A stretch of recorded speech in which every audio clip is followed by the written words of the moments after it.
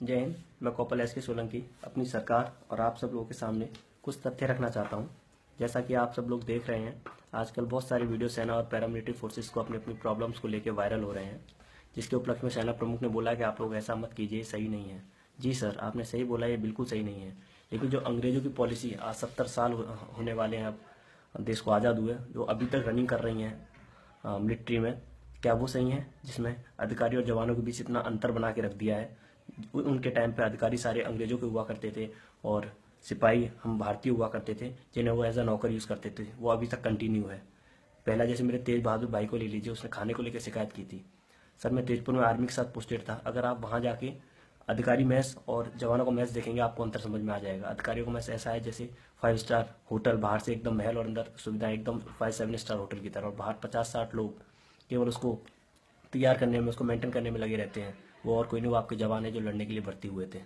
वहीं आप जवानों का मैस अगर जाके देखेंगे तो आपको खुद खाना खाने में झिझक महसूस होगी।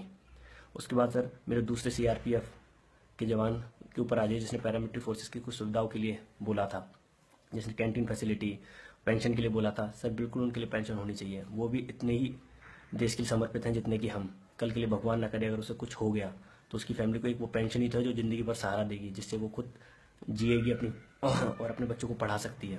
अब सर, हमारी कुछ ऐसी फैसिलिटीज़ पे आइए जिसमें इतना अंतर बना के गए थे अंग्रेजों, जो आज तक कंटिन्यू है। उसे क्यों अभी तक नहीं हटाया जा रहा है? उस डिस्पैरिटी को क्यों ख़त्म नहीं किया जा रहा है?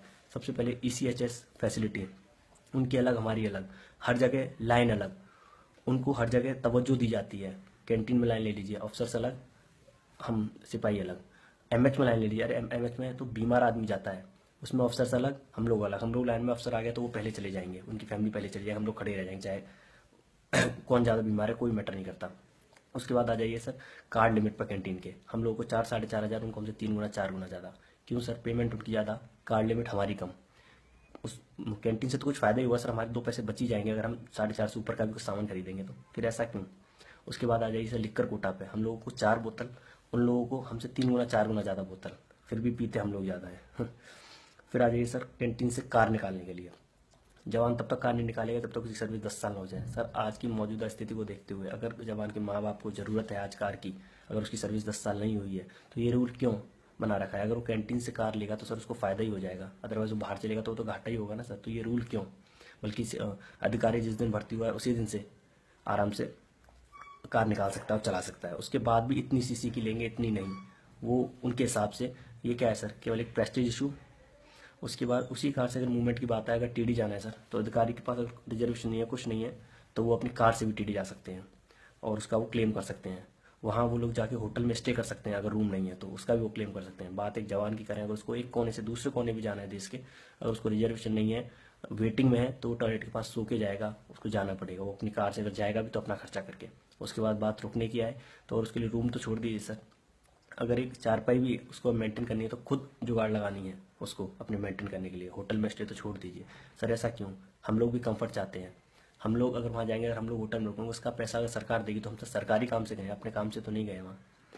लेकिन नहीं, उन लोगों को सब कुछ ऑथराइज है, हम लोग को ऑथराइज नहीं है। उसके बाद राशन स्केल पे आ जाइए सर, हम लोग को 3-3.5 हज़ार रुपये मिलता है और आर्मी में मेरे साथियों को कुछ राशन मिलता है। तो उन लोगों को पूरा राशन मिलता है, हमें 3-3.5 हज़ार। इतने में से दूध और पानी आ जाता है महीने का। अब आप बताइए ये अंतर है या नहीं?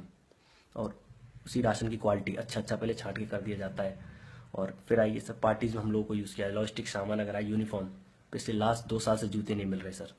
और ऑफिसर्स की ड्रेसेस को मैंने स्टिच होके एकदम उनके घर तक पहुंचते हुए देखा है।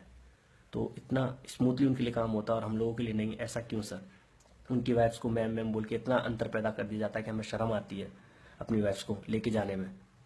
उसके बाद हाँ, अब बात करें पे स्केल की, तो सर वो डिज़र्व करते हैं। वो लोग एग्ज़ाम फाइट करके आए जो हम लोग नहीं कर पाए। वो A ग्रेड ऑफिसर्स हैं। But what about MSP sir? Military service पे तो सर गार्ड हम करते हैं सर अपनी पैराफेरी को, चारों पांचों तरफ से, हर तरफ से। हमारे 10-20-50 जवान जो भी हैं अपनी जान हथेली पर के रात भर हम लोग जाके गार्ड करते हैं। बॉर्डर पर गश्त हम लोग देते हैं रात भर जग के।